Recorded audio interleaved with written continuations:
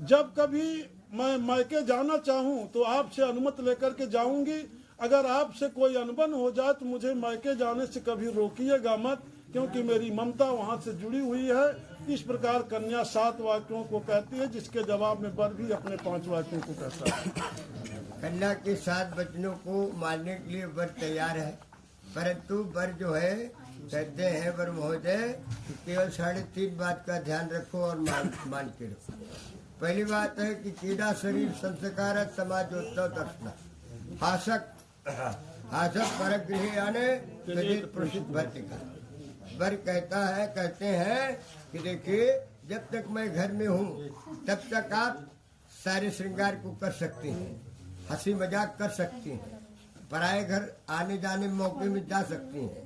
अगर मैं घर में नहीं हूँ तो कहीं जाने की कोई आवश्यकता नहीं। प्रथम बात में द्वितीय में वर ने कहा कि विष्णु वैश्वानर साक्षी ब्राह्मण जात बांधव